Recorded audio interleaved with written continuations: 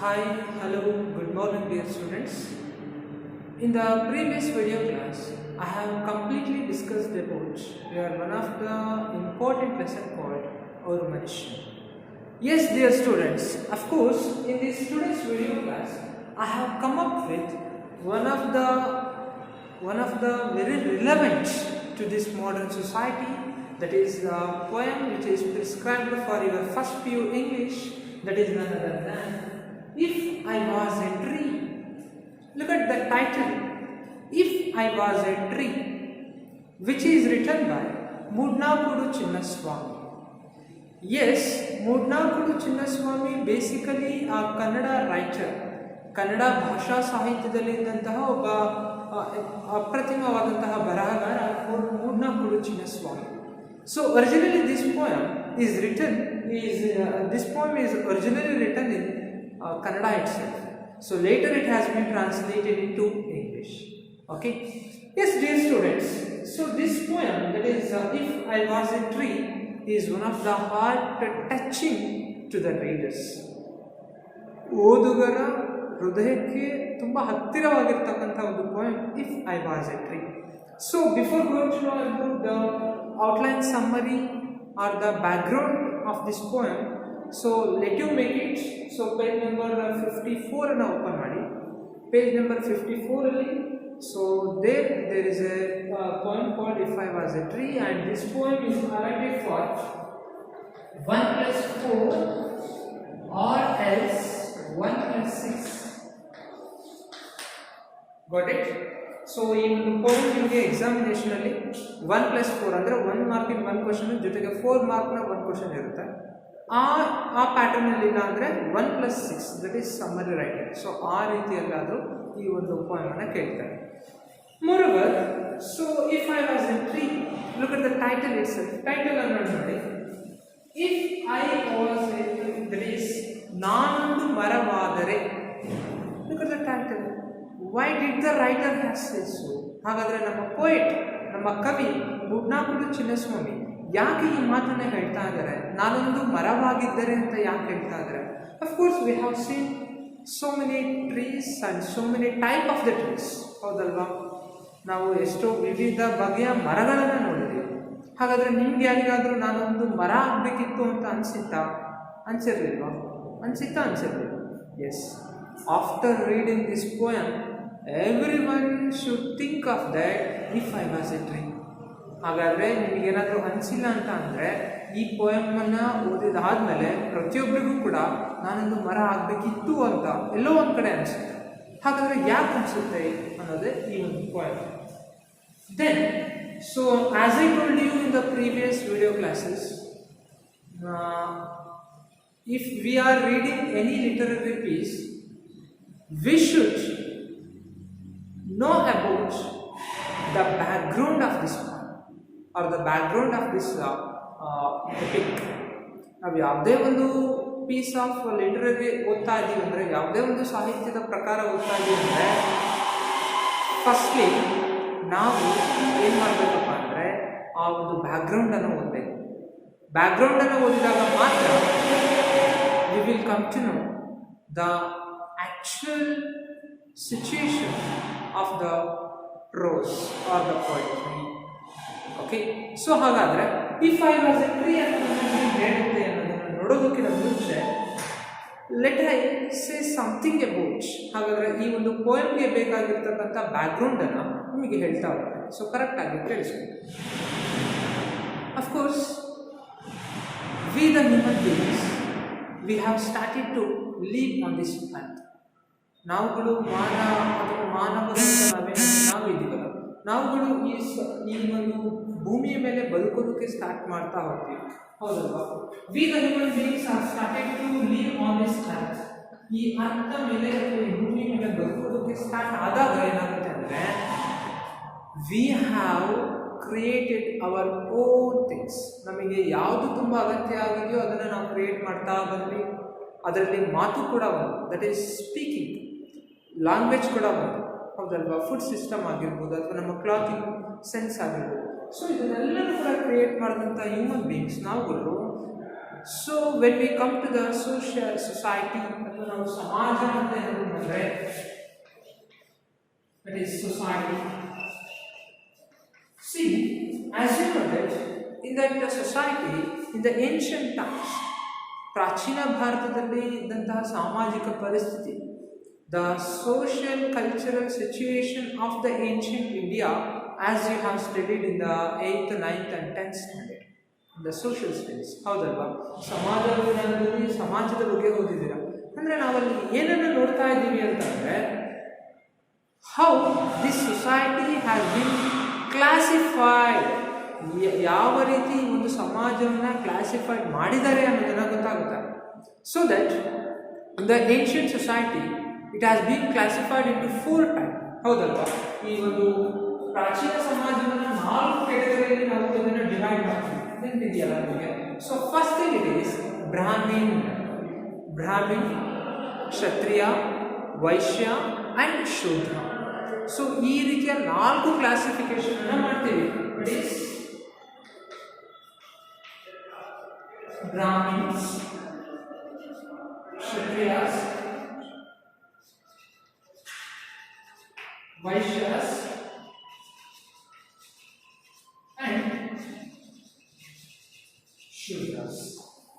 However, and these Brahmins are always in the number 1 category, and these Kshatriyas are always second, and Vaishyas are always third, and Shudras are always considered the 4th category of the society. See, ಈ ಒಂದು ಸಾಮಾಜಿಕವಾದಂತಹ bifurcation ಏನಿದೆಯಲ್ಲ, classification ಏನಿದೆಯಲ್ಲ, that has been followed since from the ancient society. Brahmins, then what is the duty of the Brahmins in the society means they have to give worship for the God, ಹೌದಲ್ವಾ? ಅವ್ರು ಏನು ಮಾಡಬೇಕು ಅಂದರೆ ದೇವರಿಗೆ ಪೂಜೆ ಮಾಡೋದಾಗಿರ್ಬೋದು, ಪ್ರಾರ್ಥನೆ ಸಲ್ಲಿಸೋದಾಗಿರ್ಬೋದು. So that is completely the worshipping duties are always occupied by these Brahmins. And moreover, Brahmins are considered the upper caste of the society. Brahmins are considered as an upper class of the society. ಸಮಾಜದಲ್ಲಿ ಯಾವಾಗಲೂ ಕೂಡ ಉನ್ನತ ವರ್ಗ ಯಾವುದಪ್ಪ ಅಂದರೆ Brahmins. So when we come to the second part, that is the Kshatriyas. Kshatriyas are always considered as the second part of the society. ಸಮಾಜದ 2ನೇ ವರ್ಗದಲ್ಲಿ ಇರ್ತಕ್ಕಂಥವ್ರು ಯಾರಪ್ಪ ಅಂದರೆ ಕ್ಷತ್ರಿಯಾಸ್. Then what is the duty of the Kshatriyas here means Kshatriyas duty is that they have to make wars. ಯಾವಾಗಲೂ ಕೂಡ ಯುದ್ಧವನ್ನು ಮಾಡೋದು, ಜನಗಳನ್ನು ಕಾಪಾಡೋದು. So that is the duty of Kshatriyas, and they occupy the second category. And the third category is Vaishnavas. Vaishnavas are always considered the third category in the society, and their duty is that business. ಅವರ third ಕ್ಯಾಟಗರಿಯಲ್ಲಿ ಇರ್ತಕ್ಕಂಥ ವೈಷ್ಣವಸರ duty ಏನಪ್ಪ ಅಂದರೆ business ಅನ್ನು ಮಾಡ್ತಕ್ಕಂಥದ್ದು. Okay, then we come to the last category which is none other than Shudras. Shudras ಅಂತ ಏನು ಹೇಳ್ತೀವಲ್ಲ, this Shudras are also considered, are also called as untouchables. Okay, untouchables. ಈ ಶೂದ್ರಾಸ್ ಏನಂತ ಕರಿತೀವಪ್ಪ ಅಂದ್ರೆ ಅನ್ಟಚಬಲ್ಸ್ ಅಂತ ಕರಿತಾ ಇದ್ದಾರೆ. And these Shudras are considered as the lowest category in the social status.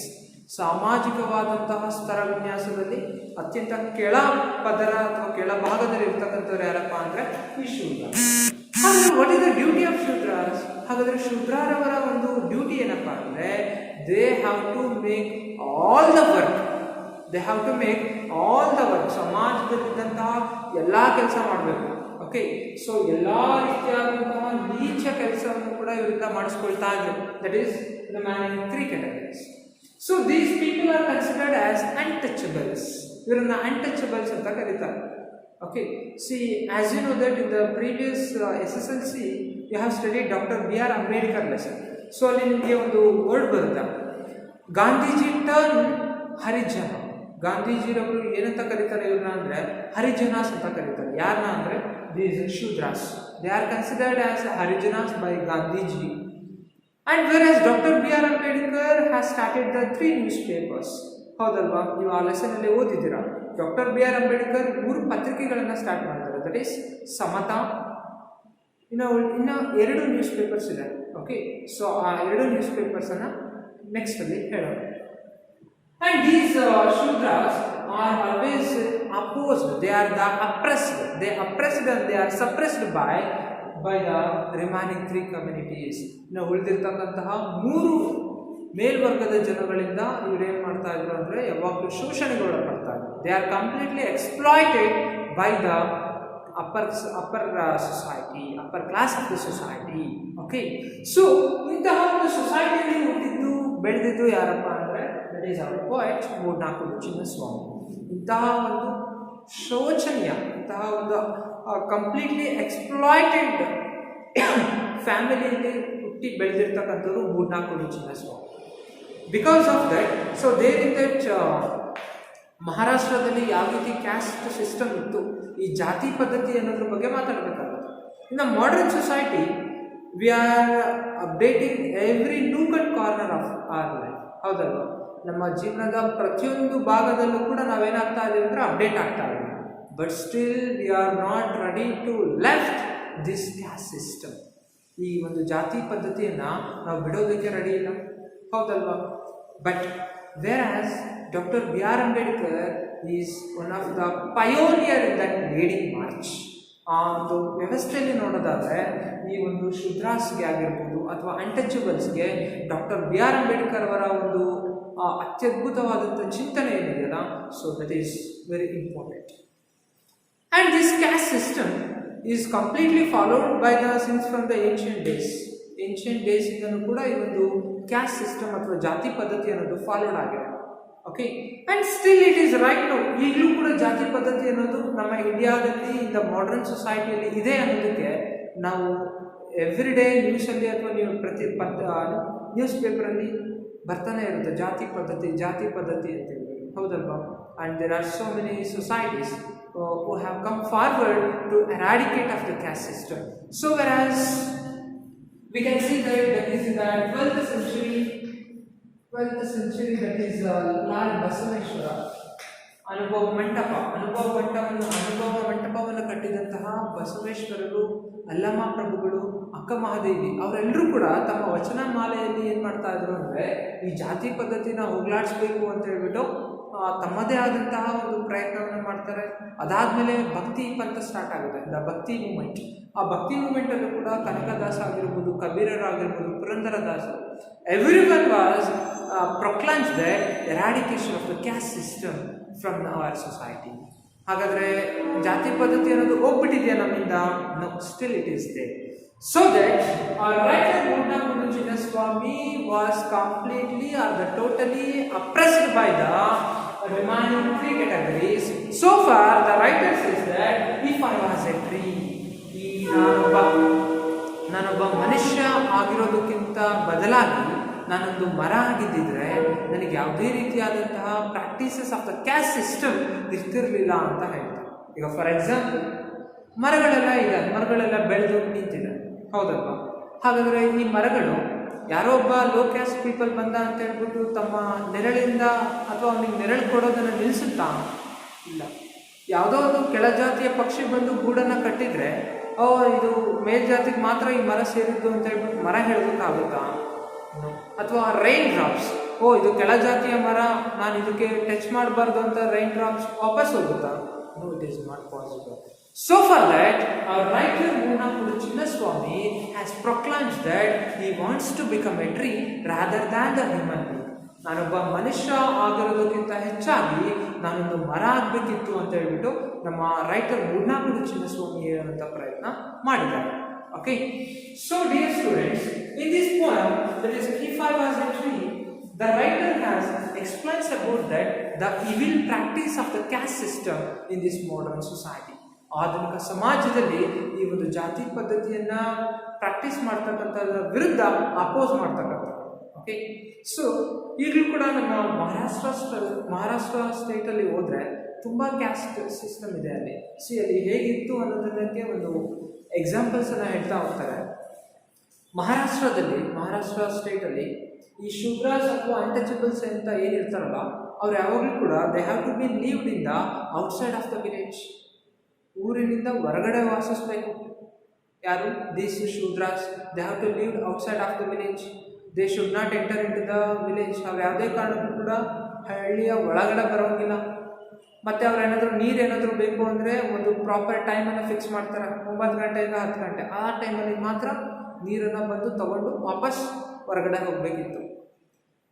And when we come to the matter of Vedas, ಮಂತ್ರಗಳನ್ನು ಏನಾದರೂ ಕದ್ದು ಕೇಳಿಸ್ಕೊಂಡಿದ್ದೆ ಆದರೆ if this Shudras heard the Vedic mantras, ಅವ್ರಿಗೆ ಏನು ಮಾಡ್ತಾ ಇದ್ರು ಅಂದರೆ ಈ ಕ್ಯಾಸ್ಟ್ರೋಲ್ ಆಯಿಲ್ ಅಥವಾ ಹರಳೆ ಎಣ್ಣೆನ ಕಾಸ್ಬಿಟ್ಟು ಕಿವಿಗೆ ಹಾಕ್ತಾ ಇದ್ರಂತೆ.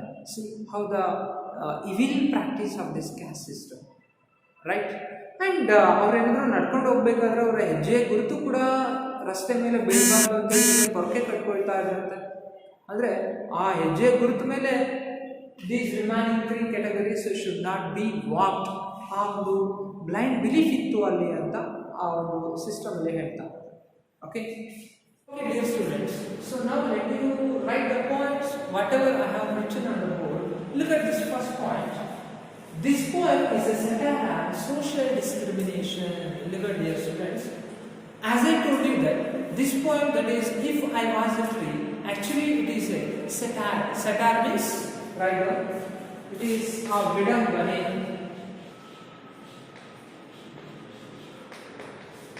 Vidambane, okay, comic anta ಹೇಳ್ತೀವಲ್ಲ. So that is this poem is a satire on social discrimination, ಸಾಮಾಜಿಕವಾದಂತಹ ವರ್ಗ ನೀತಿ, ಸಾಮಾಜಿಕವಾದಂತಹ ವರ್ಗೀಕರಣದ ವಿರುದ್ಧವಾಗಿ ಈ ಒಂದು ಪೋಮ್ ಅನ್ನು ಬರೆದಿದ್ದಾರೆ. ಏನು ಸರ್ ಸೋಷಿಯಲ್ ಡಿಸ್ಕ್ರಿಮಿನೇಷನ್ ಅಂದರೆ? So that is what I told you, Brahmin, Kshatriyas, Vaishnavas and Shudras ಯಾವುದು ಕೂಡ ಇರಬಾರ್ದು. We the human beings, we all human beings, ನಾವೆಲ್ಲರೂ ಕೂಡ ಮಾನವೀಯತೆ, ಮನುಷ್ಯತ್ವವನ್ನು ಮೌಲ್ಯವನ್ನು ಬೆಳ್ಕೊಂಡಿರಬೇಕು ಅಥವಾ ಅದನ್ನು ನಾವು ಹೊಂದ್ಕೊಂಡಿರಬೇಕು ಅನ್ನೋದೇ ಈ ಪೋಯಮ್ ಹೇಳ್ತಾರೆ. And the second point, the poet brings out the concept of defilement and purification. Look at here. After reading this poem, our writer Munnakudu Chinnaswamy has brings out the concept of defilement. Defilement means malina. Okay, right out. That is malina. Concept of defilement and purification. Purification means ನಮ್ಮನ್ನು ನಾವು ಸಮರ್ಥನೆ ಮಾಡ್ಕೊಳ್ತಕ್ಕಂಥದ್ದಲ್ಲ, ನಮ್ಮನ್ನು ನಾವು ಬದಲಾಯಿಸ್ಕೊಳ್ತಕ್ಕಂಥ, purification ಮಾಡ್ಕೊಳ್ತಕ್ಕಂಥ, filter ಮಾಡ್ಕೊಳ್ತಕ್ಕಂಥ ಆ ಒಂದು ಕಾನ್ಸೆಪ್ಟ್ನ basis ಮೇಲೆ ಈ ಒಂದು ಪೋಯಮ್ ಇದೆ. And the main theme of this poem, ಹಾಗಾದರೆ ಈ ಪೋಯಮ್ನ ಮೇನ್ ಥೀಮ್ ಏನಪ್ಪಾ ಅಂದರೆ this poem focuses on the meaningless practices.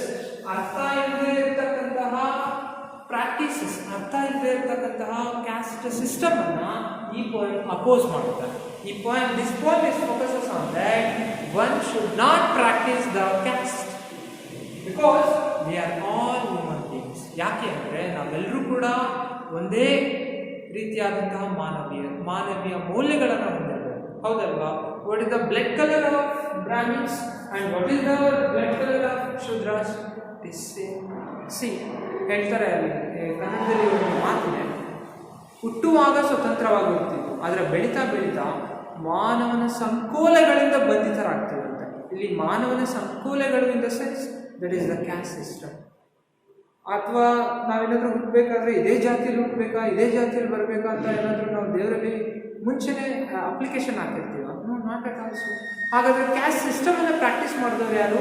V the human beings for our purpose. ನಮ್ಮದೇ ಆದಂಥ ಉದ್ದೇಶಕ್ಕೋಸ್ಕರ ನಾವೇನು ಮಾಡಿದ್ವಿ ಅಂದರೆ ಈ ರೀತಿಯಾದಂಥ ಮೀನಿಂಗ್ಲೆಸ್ ಪ್ರಾಕ್ಟೀಸಸನ್ನು ಮಾಡ್ಕೊಳ್ತಾ ಬರ್ತೀವಿ. So this is what this point focuses on meaningless practice of the caste system. Okay, and the poet strongly opposed the caste system. So as it is one of the main theme of this poem, ಏನಪ್ಪ ಅಂದರೆ this poem strongly opposed the caste system. ಈ ಜಾತಿವಾದ ಅಥವಾ ಜಾತಿ ಪದ್ಧತಿಯನ್ನು ತುಂಬ strong ಆಗಿ ಈ poem oppose ಮಾಡುತ್ತೆ. And moreover the poet wants to become a tree which is free from the evil practice of caste system. See, ನಾನು ಆಗಲೇ ಹೇಳಿದ ಹಾಗೆ the poet Mudnakudu Chinnaswamy wants to become a tree rather than a human being. ನಾನೊಬ್ಬ ಮನುಷ್ಯ ಆಗಿ ಹುಟ್ಟೋದಕ್ಕಿಂತ ಬದಲಾಗಿ ನಾನೊಂದು ಮರ ಆಗಿ ಹುಟ್ಟಬೇಕಿತ್ತು ಅಂತ ಮೂಡ್ನಾಕುಡು ಚಿನ್ನಸ್ವಾಮಿ ಅಂತಾರೆ. ಯಾಕೆ ಅಂದರೆ the tree is free from all the evil practice of the caste system. So ನಾನು ಆಗಲೇ ಹೇಳಿದಲ್ಲ, the tree never asked the bird which caste you are. ಯಾವುದೇ ಒಂದು ಮರ ಒಂದು ಪಕ್ಷಿ ಗೂಡನ್ನು ಕಟ್ಟೋಕ್ಕಿಂತ ಮುಂಚೆ ನೀನು ಯಾವ ಜಾತಿಗೆ ಸೇರಿದ್ಯಾ ಅಂತ ಕೇಳಿ ಗೂಡನ್ನು ಕಟ್ಟೋದಕ್ಕೆ ಅವಕಾಶ ಮಾಡಿಕೊಡುತ್ತಾ? ಬಟ್ ಅದೇ ರೀತಿ ಈಗಿನ ಸೊಸೈಟಿಯಲ್ಲಿ ಏನಾಗಿದೆ ಅಂದರೆ, ಯಾರಾದರೂ ಬಾಡಿಗೆ ಮನೆಗೆ ಬರ್ತಾ ಇದ್ದಾರೆ ಅಂದರೆ first of all they ask which caste you, ಯಾವ ಜಾತಿಗೆ ಸೇರಿದ್ದೀರಾ ಅಂತ ಕೇಳಿ ಮನೆಯನ್ನು ಕೊಡ್ತಕ್ಕಂಥವ್ರು ಕೂಡ ಇದ್ದಾರೆ, ಹೌದಲ್ವಾ? So that is what, this is not the fault of we the people, ಇದು ನಮ್ಮಗಳ ಫಾಲ್ಟ್ ಅಲ್ಲ. It has been ancestry followed by our generation. ಅದು ನಮ್ಮ ಜನ್ರೇಷನಲ್ಲಿ ಆನ್ಸಿಸ್ಟರ್ಲಿ ಫಾಲೋ ಆಗಿರೋದ್ರಿಂದ so it is to be going on. See ಅಲ್ಲಿ ಎಲ್ಲೋ ಒಂದು ಕಡೆ ಹೇಳ್ತಾರೆ, ಇಂಡಿಯನ್ಸಲ್ಲಿ ಕ್ಯಾಸ್ಟ್ ಸಿಸ್ಟಮ್ ಅನ್ನೋದು ತುಂಬ ಸ್ಟ್ರಾಂಗ್ ಆಗಿದೆ ಅಂತ. ಅದನ್ನು ಹೇಗೆ ಹೇಳ್ತಾರೆ ಅಂದರೆ, how we cannot change the colour of blood. ನಾವು ಹೇಗೆ ರಕ್ತದ ಬಣ್ಣವನ್ನು ಬದಲಾಯಿಸಲು ಸಾಧ್ಯವಿಲ್ಲವೋ, in the same way we cannot eradicate the caste from the Indians mind. Look at how strongly the writer says. How we cannot change the color of blood, in the same way we cannot change or we cannot eradicate caste system from their mind. ಅದರಿಂದ ಭಾರತೀಯರ ಮೈಂಡಿಂದ ಅಥವಾ ಭಾರತೀಯರಿಂದ ಈ ಜಾತಿ ಪದ್ಧತಿನ ಹೋಗಲಾಡಿಸೋದಕ್ಕೆ ಸಾಧ್ಯನೇ ಇಲ್ಲ ಅಂತ ಹೇಳ್ತಾರೆ. See how the writer, the intents of the caste system which is practiced by we the Indians. Okay, and this poem is strongly opposed to this, the vivid practice of the caste system. ಜಾತಿ ಪದ್ಧತಿಯನ್ನು ತುಂಬ strong ಆಗಿ ಈ ಒಂದು point ಏನು ಮಾಡುತ್ತೆ, oppose ಮಾಡುತ್ತೆ ಅಂತ ಹೇಳ್ತಾರೆ. Understand? So now it is the title, If I Was a Tree. Here I stands here, it is our poet. That is, who is our poet? Mudnakudu Chinnaswamy. I ಅಂದ್ರೆ ಮೂರ್ನಾಕೂಡು Chinnaswamy. Got it? Students, before going to know about our poem, let me know about note on ಮೂರ್ನಾಕೂಡು Chinnaswamy. Turn the page number 56 ಅಲ್ಲಿ ಕೊಟ್ಟಿದ್ದಾರಂತೆ. Mudnakudu Chinnaswamy is a well-known poet who hails from Mudnakudu village in Channa, that is Chamarajanagar district of Karnataka. Mudnakudu Chinnaswamy basically Mudnakudu ಅಂತಕ್ಕಂಥ ಒಂದು ಹಳ್ಳಿಯಿಂದ ಬಂದಿದ್ದಾರೆ. ಮೂರ್ನಾಕೂಡು ಎಲ್ಲಿದೆ ಅಂದರೆ Chamaraja district ಅಲ್ಲಿ ಇರ್ತಕ್ಕಂಥದ್ದು. He has a 2 post graduation degree. ಇವರು 2 ಗ್ರಾಜುಯೇಷನ್ ಪದವಿಯನ್ನು ಪಡ್ಕೊಂಡಿದ್ದಾರೆ. ಓಕೆ, ಸ್ನಾತಕೋತ್ತರ ಪದವಿ. ಯಾವುದಾದ್ರೆ M.Com ಮತ್ತು MA, ಅಂದರೆ ಕಾಮರ್ಸ್ ಕೂಡ ಮಾಡಿಕೊಂಡು ಆರ್ಟ್ಸ್ ಅನ್ನು ಕೂಡ ಮಾಡಿದ್ದಾರೆ. With a delete in the social science. He is a director finance in the Bangalore Metropolitan Transportation Corporation. ಅಂದರೆ ಈಗ ಪ್ರೆಸೆಂಟ್ಲಿ ಏನಾಗಿದ್ದಾರೆ ಅಂದರೆ BMTC ಗೊತ್ತಿದೆಯಲ್ವ ನಮಗೆ, which is there in Bangalore. BMTC ಇವ್ರು ಏನಾಗಿದ್ದಾರೆ ಅಂದರೆ ಡೈರೆಕ್ಟರ್ ಆಗಿದ್ದಾರೆ, ಹಣಕಾಸು ಸಚಿವಾಲಯದ ಡೈರೆಕ್ಟರ್ ಆಗಿ ವರ್ಕ್ ಮಾಡ್ತಾ ಇದ್ದಾರೆ. So poetry is his passion, but has worked in the other genre of literature as well, besides having a wide range of interests in culture, theatre and social work. ಅಂದರೆ ಇವರ ಪ್ರಮುಖವಾದಂಥ passion ಏನಿದೆ ಅಂದರೆ, ಹವ್ಯಾಸ ಏನಿದೆ ಅಂದರೆ, ದಟ್ ಈಸ್ ಪೊಯಿಟ್ರಿ ಅನ್ನೋದು ಇವರ ತುಂಬ ಇಂಪಾರ್ಟೆಂಟ್ ಅಥವಾ ಇಂಟ್ರೆಸ್ಟಿಂಗ್ ಏರಿಯಾ. ಅದ್ರ ಜೊತೆಗೆ ಬೇರೆ ಬೇರೆ ರೀತಿಯಾದಂತಹ ಪೀಸ್ ಆಫ್ ವರ್ಕನ್ನು ಕೂಡ ಮಾಡಿದಾರಂತೆ. He has brought out 24 books so far, which include 6 collection of poetry, 4 essays, 3 plays and collection of short stories. ಇವರು ಹಲವಾರು ರೀತಿಯಾದಂತಹ ಪೋಯಮ್ಸ್ ಅನ್ನು ಬರೆದಿದ್ದಾರೆ, ಶಾರ್ಟ್ ಸ್ಟೋರೀಸ್ ಬರೆದಿದ್ದಾರೆ, ಎಸೆಸ್ ಅನ್ನು ಕೂಡ ಇವರು ಬರೆದಿದ್ದಾರೆ. He is widely translated into many Indian languages apart from English, Spanish and also Hebrew. English, Spanish ಮತ್ತು ಹೆಬ್ರೋ ಅನ್ನು ಬಿಟ್ಟು ಉಳಿದಿದ್ದಂಥ ಎಲ್ಲ ಭಾಷೆಗಳು ಕೂಡ ಆಲ್ಮೋಸ್ಟ್ ಎಲ್ಲ ಭಾಷೆಯಲ್ಲೂ ಕೂಡ ಟ್ರಾನ್ಸ್ಲೇಟ್ ಮಾಡಿದ್ದಾರೆ. An anthology of his selected poems in Spanish has been brought out the government of Venezuela under the World Poetry Series. So ಇವರ ಒಂದು poem series of poems ಅನ್ನು ವೆನೆಜುಲಾ ಅಂತಕ್ಕಂಥ ದೇಶ ಇವರ ಒಂದು ಸೀರೀಸ್ ಆಫ್ ಪೋಯಿಟ್ರಿನ ಗಮನಿಸಿ ಸೊ ಇದಕ್ಕೆ ಅವಾರ್ಡ್ ಕೊಟ್ಟಿರುವಂಥ ಪ್ರಯತ್ನ ಮಾಡಿದ್ದೇವೆ. Okay, now come to here, that is page number 54 ಅಲ್ಲಿ ಇದೆ ನೋಡಿ. ಏನು ಕೊಟ್ಟಿದ್ದಾರೆ ಅಂದರೆ, If I Was a Tree by ಮೂರ್ನಾಕೂಡು Chinnaswamy, pre-reading activity. Do you think that being a tree is a more convenient than being a human being? See, ನಾವು ಮನುಷ್ಯರಾಗಿರೋದಕ್ಕಿಂತ ಹೆಚ್ಚಾಗಿ ಒಂದು ಮರ ಆಗಿದ್ರೆ ಬೆಟರ್ ಆಗ್ತಿತ್ತಾ ಅಂತ ಕೇಳ್ತಾರೆ. Of course by seeing this by seeing this caste system, we say that we have to become a tree rather than the human beings. ಹೌದಲ್ವಾ? ಮನುಷ್ಯರಾಗಿರೋದಕ್ಕಿಂತ ಹೆಚ್ಚಾಗಿ ನಾವು ಮರಗಳಾಗಿದ್ದರೆ ಬೆಟರ್ ಆಗ್ತಿತ್ತು ಅಂತ ಅನಿಸ್ತದೆ. Okay, yes, look at the first paragraph of this poem. If I was a tree, the bird would not ask me before it builds its nest. Look at I means here it is Mudnakudu Chinnaswamy ಹೇಳ್ತಾ ಇದ್ದಾರೆ. If I was a tree, if Mudnakudu Chinnaswamy was a tree, ನಾನೊಂದು ಮರ ಆಗಿದ್ದಿದ್ರೆ, the bird would not ask me before it built its nest. ನೋಡಿ, if Mudnakudu Chinnaswamy was a tree, the bird would not ask me or ask him before it builds its nest. ಅಂದ್ರೆ ಮೂಡ್ನಾಕುಡು ಚಿನ್ನಸ್ವಾಮಿ ಒಂದು ಮರ ಆಗಿದ್ದಿದ್ರೆ ಯಾವುದೋ ಒಂದು ಪಕ್ಷಿ ಬಂದು ತನ್ನ ಗೂಡನ್ನು ಕಟ್ಟೋಕ್ಕಿಂತ ಮುಂಚೆ ಏನ್ ಕೇಳ್ತಿರ್ಲಿಲ್ಲ ಅಂದ್ರೆ ವಾಟ್ ಕ್ಯಾಸ್ಟ್ ಐ, ನಾನು ಯಾವ ಜಾತಿಗೆ ಸೇರಿದ್ದೆ ಅಂತ ಯಾವುದೇ ರೀತಿಯಾದಂತಹದ್ದನ್ನ ಕೇಳ್ತಾ ಇರಲಿಲ್ಲ ಅಂತ ಹೇಳ್ತಾರೆ. Understand? Here in the first opening line of this poem, Mudnakudu Chinnaswamy attacks on the readers ನಮ್ಮೆಲ್ಲ ಅಟ್ಯಾಕ್ಸ್ ಮಾಡ್ತಾ ಇದ್ದಾರೆ by saying that if I was a tree, so the bird would not ask me before build its nest what caste I am.